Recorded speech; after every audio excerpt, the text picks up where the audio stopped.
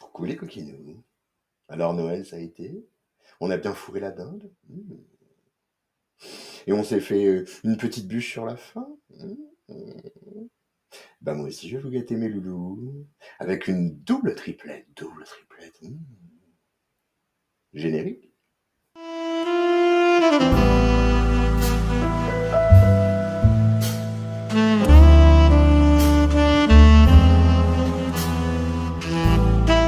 Alors, on va être honnête, on va pas faire que de la nouveauté. Je vais vous présenter 6 titres que j'ai relus récemment ou découverts récemment et qui m'ont bien plu et que je trouve cool. Et on va commencer par Tintintin. Pourquoi ce Tintintin? La question se pose. Cadas, l'inconnu. Alors, Cadas, H.P. Lovecraft. Donc, c'est tiré évidemment du grand univers des grands anciens de Lovecraft, en fait. C'est une adaptation d'une de ses œuvres les plus nébuleuses et ésotériques, clairement, pour le coup. C'est chez Black River. Plutôt pas mal, plutôt bien présenté. C'est du bon boulot. Oh, c'est du bien boulot. Oh, on aime bien. Oh, on aime bien. Faut que j'arrête mes imitations de Depardieu à 2 balles. Enfin, d'ailleurs, c'est pas une... Non. Mais non, pas en ce moment. Donc, qu'est-ce que c'est que Cadas, l'inconnu? En fait, l'histoire est un peu chelou, un peu chelou. Donc, on est face à un homme qui en fait, qui s'appelle Randolph Carter, qui en fait va, au travers de ses rêves, depuis très très longtemps, depuis fort longtemps, il voit une cité énorme, immense. Ça, la Lovecraft, c'est toujours monumental, titanesque, cyclopéen, tout ça. Cyclopéen, mais avec 2 yeux. Et donc, concrètement, donc lui, dans ses rêves, il essaye de retrouver cette cité promise, un peu chelou quand même. C'est très onirique. Tu vois, en fait, c'est ça qui est très fort dans cette œuvre, c'est que c'est à la fois initiatique, c'est un rite initiatique, clairement, et dans le même temps, et dans le même temps, eh ben, en fait, c'est aussi très, c'est inqualifiable. En fait, c'est totalement inqualifiable. En fait, le mec va se balader dans ses rêves, dans un univers qui se tient, mais qui est très, encore une fois, très onirique. Avec des chats qui parlent, qui ont des pouvoirs de ouf, avec des créatures qu'il va rencontrer, qui sont issues de notre univers, mais pas tant que ça, avec des gens qui changent physiquement, qui changent de genre, qui changent de... voilà. Et il va aller de contrée en contrée dans un monde complètement fou, euh, illogique et logique à la fois.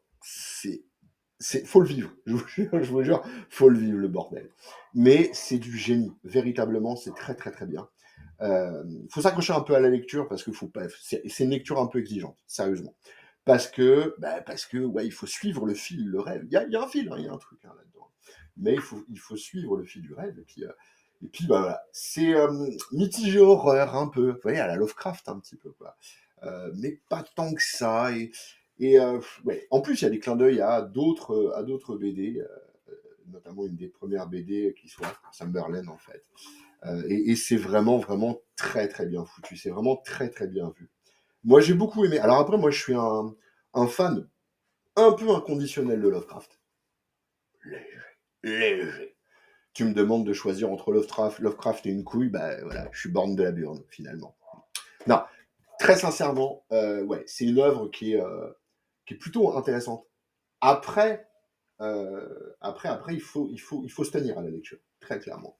Mais il y a un brin d'horreur, mais pas tant que ça. Il y a un lien par rapport au rêve, par rapport à l'enfance, par rapport à... Il faut le relire plein de fois. Et en même temps, c'est un peu épique, parce que ça se fout sur la gueule, hein, quand même, hein, dis donc. Hein, voilà. C'est très, très, très sympa. C'est vraiment très cool. Alors, on va être honnête, ça peut être soit le coup de foudre, tu te dis, waouh, putain, qu'est-ce que je viens de dire, c'est génial. Enfin, soit, qu'est-ce que c'est que ce bordel auquel j'ai rien compris. C'est possible, c'est possible. Mais si on analyse un peu, et si on regarde un tout petit peu comment est fait le récit en lui-même, c'est du génie. Hein. Je crois que c'est l'œuvre la plus intimiste de Lovecraft, en fait, à la base, hein, le romancier. Et justement intimiste au point que, en fait, enfin, C'est tiré directement des rêves que lui a pu avoir à certains moments. C'est vraiment cool. Alors, on n'est pas sur l'appel de Cthulhu, vous voyez, on n'est pas sur l'horreur qui plisse le slip. Non, non, on est sur quelque chose de plus étrange. Plus étrange. Voilà. Donc, Cadastre l'inconnu. Hein. Moi, j'ai vraiment, vraiment bien aimé. C'est entre John Carter et l'appel de Cthulhu. Enfin, c'est à lire. Ça, faut découvrir quoi, merde. Découvre-toi. Découvre ton corps. Deuxième fois, faut que je split parce que je me suis dit, tu fais une demi-heure et t'as 5 minutes par livre. Je suis déjà à 5 minutes 12. Oh. Alors, un must-have, X-Force. Moi, j'ai toujours kiffé X-Force. Surtout la version, comment dirais-je, Black Ops, etc., etc. Vraiment, vraiment le truc. Donc là, on est sur, alors, Del Lotto, qui dessine sa mère, quand même, hein. Donc, de quoi s'agit-il? Qu'est-ce que c'est-il que c'est? Sexe et violence. Rien que le titre, ça m'a inspiré. Beaucoup, beaucoup, beaucoup, beaucoup. Donc, sexe et violence. Sexe plus violent. Bon, bref, on s'en fout. Donc, on a Domino, qui a fait la conne. Elle est con aussi, elle est con en fait. Hein. Elle a passé un contrat avec la Guilde des Assassins donc, pour voilà, libérer Alors, elle va, dans le cadre de ce contrat, libérer en fait des jeunes femmes kidnappées par la main. Tu sais, les connards, les ninjas d'Ardeville. Enfin bref. Et puis bah, du coup, elle n'a pas vraiment rempli sa part de contrat avec la guilde des assassins. Et donc, elle se retrouve traquée par les deux. C'était cette conne. Eh oui, c'est pas. Elle s'est dit, bon, le pouvoir sur la chance, tout ça, tout ça. Donc, elle va tomber, enfin, elle va tomber rien du tout. Elle va se faire griller par Wolverine, parce que quand même, lui s'intéresse un petit peu. Elle a mignonnette, hein, quand même, hein, coquinou.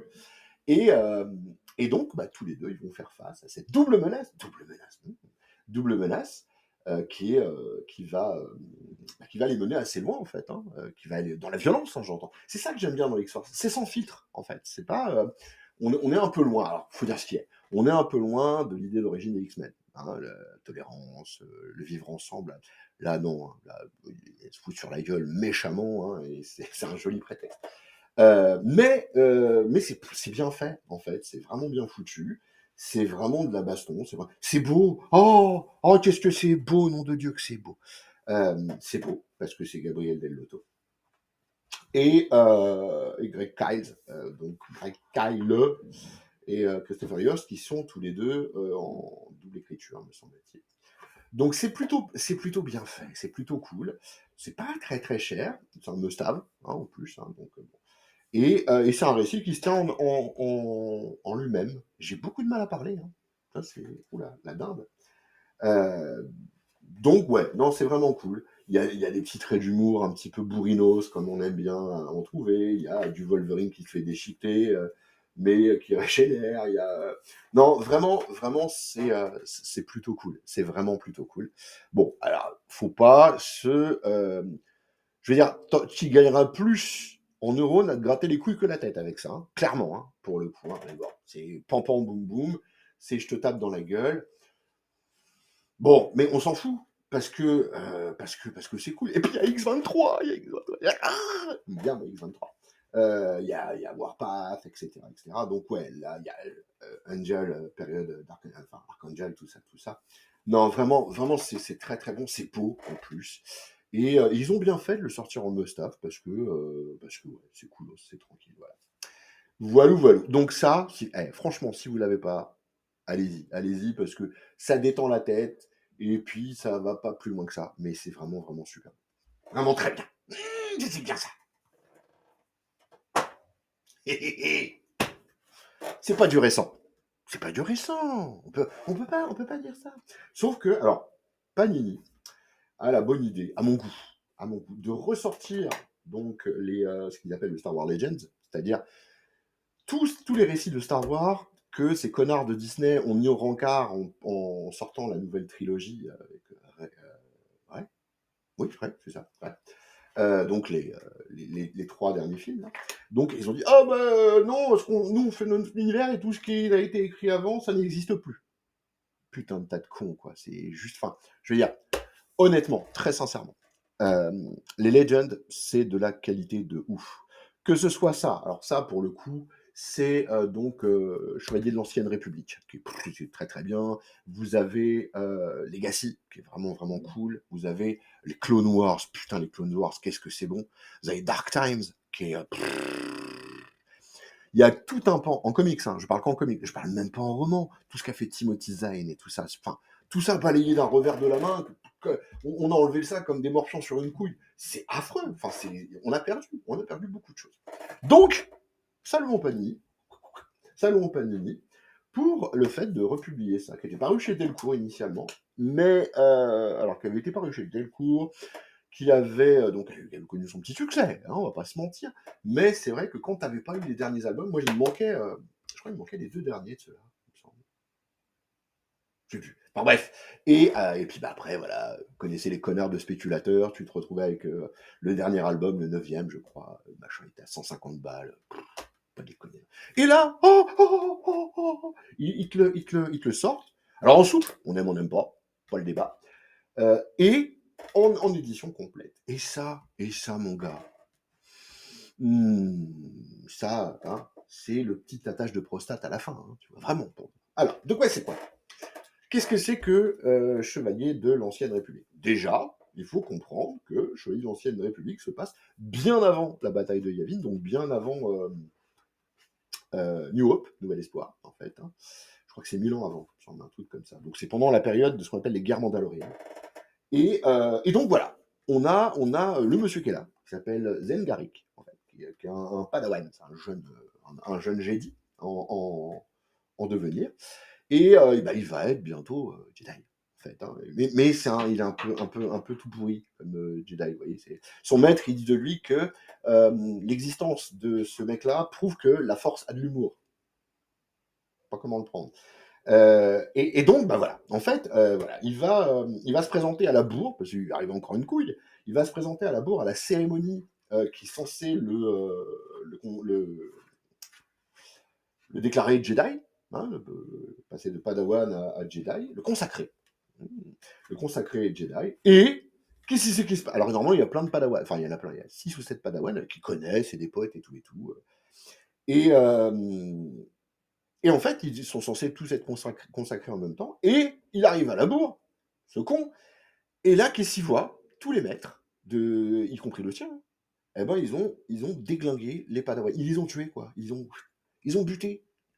Il est sur le cul. Donc, bah, lui, il veut pas mourir tout de suite, tout de suite. Donc, il se taille. Voilà. Et en fait, dans ce récit, on va suivre bah, les pérégrinations, la fuite, d'abord les pérégrinations, le fait que les autres le recherchent et tout, de ce jeune Zengari qui va évidemment finalement être plutôt un héros qui tient debout, un peu gaffeur, un peu chelou. Mais alors, ce qui est vraiment cool, c'est déjà la période de temps, c'est la période dans laquelle s'inscrit le temps, l'époque, dans laquelle s'inscrit le récit en lui-même. Donc c'est une époque qui est concomitante, pour ceux qui connaissent, aux jeux Knights of the Old Republic, qui ont connu un putain de succès, vous savez, avec des personnages comme Revan, etc. Enfin, un putain de truc, enfin une histoire vraiment, vraiment très très bien, très cool. Qui est un Jedi, et puis un Jedi noir, et puis un Sith, et puis il redevient Jedi, et puis... en période, donc, en même période, comme je le disais précédemment, des guerres mandaloriennes. Et c'est vraiment une période qui est alors assez différente de l'Empire, hein, de ce que vous connaissez avec Luke, Leia et Han Solo, ou même celle de Rey pour le coup. Mais voilà, on a des Jedi qui sont un peu plus prégnants, qui sont un peu plus, alors j'allais dire dominants, peut-être pas aller jusque-là, mais qui sont un peu plus en charge dans l'ancienne République. Et donc un univers qui est identique, très familier. Et dans le même temps, eh ben, un peu différent, quoi, parce qu'on nous raconte l'avant, en fait. Hein, et ça, pour le coup, c'est vraiment, vraiment très, très bien. C'est John Jackson Miller qui est un peu un spécialiste du truc quand même, hein, je crois qu'il a fait d'autres choses sur Star Wars. Il me semble qu'il était intervenu sur Legacy 2, me semble-t-il. Donc alors après au niveau du dessin, hein, c'est Brian Ching, Dustin Weaver, des gens comme ça, qui eux aussi ont œuvré pas mal. Et c'est plutôt joli. Le travail est bien rendu, c'est plutôt cool. C'est spectaculaire et lisible, hein, ce qui est vraiment sympa pour le coup, hein, vous voyez, on a des petits combats vraiment cool. Et même des, euh, comment dirais-je, des décors, des décorums. Alors là, je les retrouve pas, évidemment, comme un connard, je vous parle des décors, mais c'est sûr que je les retrouve pas à ce moment-là. Mais voilà, on passe de lune forestière à des planétoïdes dévastés. Enfin, c'est vraiment, vraiment très, très sympa. C'est vraiment très, très bon. En plus, c'est pas très cher, il me semble. C'est 28 balles, un truc comme ça. 28 balles, et vous avez l'équivalent de 18 issues. Prends ça dans ta gueule, j'ai envie de dire. Et non, ouais, vraiment, vraiment. Ah voilà, John Jackson Miller, il avait fait Kenobi, Star Wars Kenobi. De mémoire, c'est un truc qui a été fait par Marvel, quand Marvel a eu les droits avec Disney. Euh, le Star Wars par Marvel, honnêtement, je le trouve un peu fan. Par rapport à ce que proposait, à l'époque c'était Dark Horse, ce que proposait Dark Horse, et donc tous ces univers. Donc franchement, honnêtement, amoureux de Star Wars, ou pas, hein, peu importe, hein, pas les sectes, ouais, vous pouvez y aller, hein, il y a vraiment des trucs, c'est très joli, c'est très sympa, c'est une histoire vachement bien construite, qui a des rouages vraiment, vraiment intéressants, y compris au niveau des motivations de chacun, en fait, hein, parce qu'on se dit, ah, les enculés et tout, les maîtres Jedi, quand même, pas très, très gentils. Eh ben, ouais, buter les Padawans, pas très, très gentil. Eh ben, ils ont leur motivation. Bon, voilà. Et c'est pas que du tout blanc, du tout noir. C'est vraiment, pour le coup, c'est vraiment bien, bien fait. C'est vraiment bien, bien cool. Allez-y de ma part, hein, parce que voilà. C'est une vraie bonne découverte de cet univers, qui est déjà foisonnant, mais qui est vraiment, vraiment cool. Et le fait qu'ils nous rendent les légendes. Un jour, je vous parlerai de Quinlan Voss, un des personnages favoris. Il y avait Delcourt, alors je ne sais pas si vous réédité chez Panini, Delcourt qui avait fait deux intégrales de Quinlan Voss. Bon, pas la même période du tout. Mais voilà, c'est la démonstration qu'à l'époque, il y avait, enfin à l'époque, genre vieux connard et tout à l'époque, que les récits qui étaient parus chez Dark Horse, c'était vraiment, vraiment, vraiment bon. Ils comptaient pas que sur la licence, en fait, tu vois. Chez Marvel, j'ai l'impression qu'ils disaient, bon, bah, la licence, elle est à nous, ça y est, bah, allez, on balance du Doc Afra. Doc Afra, c'est sympa, mais voilà, c'est pas non plus, hein, ça rajoute pas une couille dans le calbut, hein, vraiment, hein, par rapport à ça. C'est bien, ça c'est bien. Changement d'univers. Warhammer. Warhammer. Alors, Warhammer 40 000. Warhammer 40K. Un de mes univers favoris. Qu'est-ce que j'aime ce truc. Putain de bordel de merde. À la base, bon, pour ceux qui savent pas, c'est un wargame, un jeu de plateau avec des figurines, où en fait tu fais s'affronter des armées entre elles. Et l'univers, le background, motherfucker, l'univers, et ben ma foi, ça se passe au 40 millième, oui, 40 millième millénaire. 40 millième. Ouais, si c'est ça, pardon, le 40e. 40 000, 40 millième. 40 millième millénaire, donc c'est un peu dans le futur là-bas, t'as vu très loin. Et à l'époque, qu'est-ce qui se passe-t-il à l'époque? Eh ben, l'humanité est dirigée par un empereur. C'est un impérium. Pas sympathique, pas sympathique. Un empereur qui est en plus à moitié un cadavre. Parce que plusieurs millénaires avant, il s'est fait, suriner par un de ses. C'est un peu compliqué. Par un de ses lieutenants qui est en fait un de ses presque clones. Ouais, c'est compliqué. En tout cas, voilà. À l'époque, l'humanité, elle a une part de l'univers et elle est confrontée au chaos, hein, qui est le chaos. Donc c'est des créatures assez démoniaques, assez pas cool, pas très gentilles. Il y a des orques, des Warhammer, vous voyez, donc c'est un peu Heroic Fantasy dans l'espace. Mais c'est super sombre parce qu'en fait, dans cet univers, l'humanité a tourné fanatique de ouf, en fait. Leurs armées, donc, l'armée de l'Imperium, c'est des gros fanatiques qui vénèrent l'empereur et machin, et mes couilles. Et donc, on va avoir plusieurs. Alors, vous avez peut-être entendu parler des Space Marines ou Ultramarines, hein, les Lone Wolf, etc., etc. Et donc, on a comme ça des combattants et combattantes qui, par rapport à la foi qu'ils ont dans l'empereur, eh ben, vont combattre, mais vraiment fanatisés, hein, fanatisés. Ils cherchent les hérétiques, machin, c'est zéro tolérance, zéro tolé Darmanin, un angelot, un zéro tolérance. Que dalle, walou, walou, walou. Donc, donc clairement, c'est un monde ultra, ultra sombre. Il y a pas de gentils. Il y a que la guerre, déjà, on va commencer comme ça, dans tout l'univers et il y a pas de gentils, hein. C'est tous des tarés, ils vivent dans des conditions épouvantables, enfin c'est, voilà. C'est ça. Alors pour ceux qui connaissent le wargame, bah, vous avez, pour ceux qui connaissent pas, je vous invite à vous pencher au moins sur, voilà, sur à quoi ça ressemble, hein. Il y a tout un tas de forums, de sites super bien faits, et même des chaînes YouTube où vous parlent du lore, enfin de l'univers en lui-même. C'est vraiment, vraiment fascinant. Enfin, pour le coup, ouais, c'est intéressant, très intéressant, parce que au-delà de ce qu'on m'a dit il y a pas très longtemps, qu'est-ce que ça raconte et tout, facho, machin. Oui, ça traite de l'intolérance, ça traite du fanatisme religieux, idéologique, ça traite de l'exploitation des hommes par les hommes, ou des hommes par les autres, du sentiment de supériorité, enfin c'est foisonnant. C'est un univers qui est très sombre, qui a l'air très bourrin, qui l'est, hein, clairement, hein, mais c'est foisonnant, vraiment foisonnant. Et là, dans mes petites mimines, un peu bout de dîner, eh bien, je détiens une des parutions. Encore une fois, c'est chez Panini, ça, je crois. Oui, c'est chez Panini. Donc c'est parce que Marvel a récupéré apparemment les droits là-dessus. Donc c'est Sœurs de bataille que ça s'appelle le truc. Alors qu'est-ce que c'est Sœurs de bataille? En fait, il faut savoir que parmi les armées, parmi les armées donc de l'Imperium, on a des bataillons qui sont uniquement et exclusivement féminins. Donc c'est l'Adepta Sororitas, qui en fait combat pour l'empereur.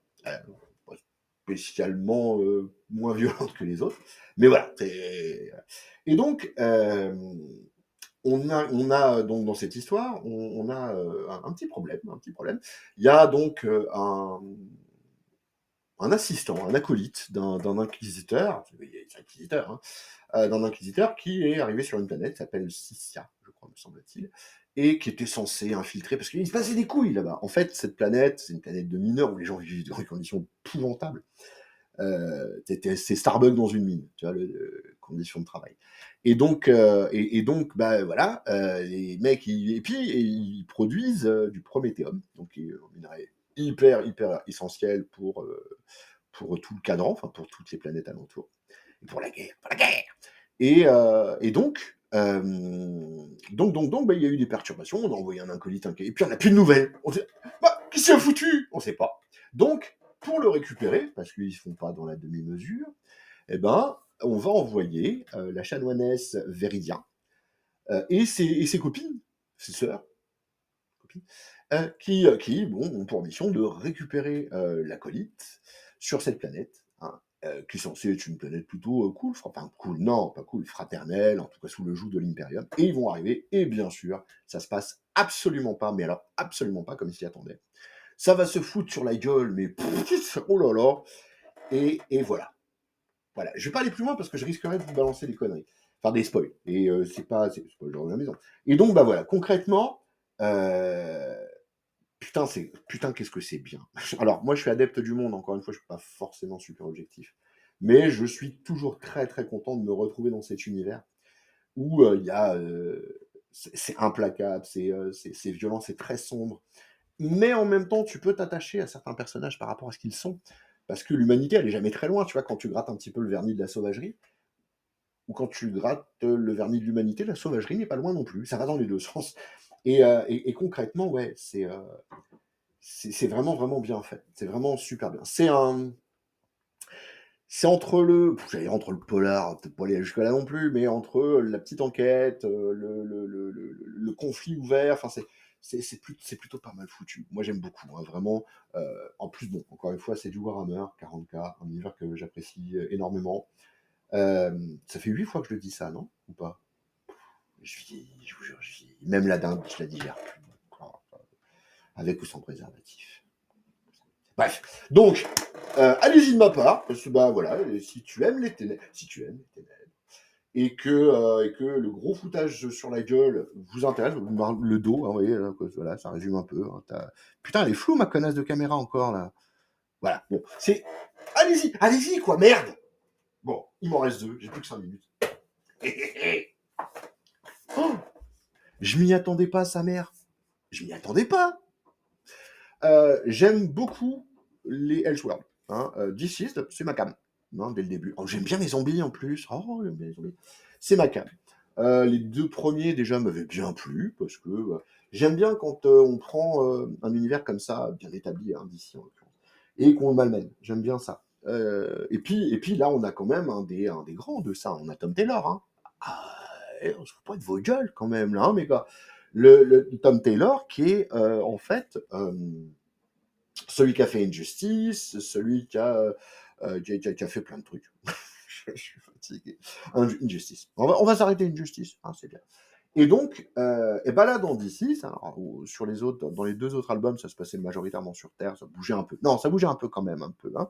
Mais là, on part dans le cosmos, là, on va là, très très loin, avec des entités, machin, universelles, cosmiques, mes couilles. Et puis, bah, le truc, c'est que ça reste super intimiste quand même. Et c'est ça que vous savez que j'ai pleuré comme une petite merde. Ça pleure, les petites merdes? Eh ben moi, voilà, j'ai pleuré. Ouais, les liens, notamment de certains personnages de la Bat Family, entre eux, par rapport à ce qu'ils ont vécu dans les chapitres précédents. D'ailleurs, c'est vachement bien foutu, parce que t'as à la limite pas besoin de lire ce qui s'est fait avant. Mais, bon, c'est mieux, c'est mieux, c'est mieux. Mais c'est pas absolument essentiel. Euh, ouais, il y a un vrai truc sur lequel je m'étais jamais posé la question d'ailleurs par rapport à. Je vais vous le dire par rapport à Alfred en fait et par rapport au lien qu'il a avec la Bat Family. Et en fait, c'est la première fois que je regardais ce personnage sous cet angle-là. C'est con, hein. Le mec, c'est presque 50 ans de lecture dans le domaine et je m'étais jamais dit ce qu'il s'est dit dans ce bouquin-là. Et c'est super bien pensé. C'est vraiment vraiment cool. Moi, j'ai aimé. J'ai beaucoup aimé. Alors, pour vous la faire brève, hein, pour ceux qui ne connaissent pas, c'est l'équation d'Antivie, donc de connard, là, Darkseid, qui s'est incarné et qui s'est transformé en espèce d'épidémie zombioïde, de zombies, on va dire. Et donc, jusque-là, ils s'en étaient un peu sortis, puis bah, là, ça va attaquer les machins un petit peu plus lourds. Hein, bah, oui, évidemment, ça grimpe dans les tours. Euh, c'est vachement bien foutu. Voilà, j'aime bien. Je vais pas vous presser les couilles plus que ça. Moi, j'ai eu de l'émotion. Et c'est tout ce qui. Et puis, un truc où t'as Lobo dedans, c'est toujours bon, hein, mais j'aime bien Lobo. Voilà. Et non, ouais, franchement, très très sympa. Euh, Ceux d'entre vous qui n'ont pas lu les 2 premiers, bah, allez-y, quoi, merde, tu vous foutez là. Et puis pour les autres, allez-y. Franchement, c'est très bien. Allez, je me maille un peu le cul parce qu'il reste plus grand chose. Et alors là, essentiel. Voilà, essentiel. Judge Dredd, je pouvais finir que sur un Judge Dredd. Le Judge Dredd Origin. John Wagner, Carlos Esquerra. Oh, juste les créateurs. Oh. Et donc, alors, chez Delirium, master Delirium, hein, comme d'hab.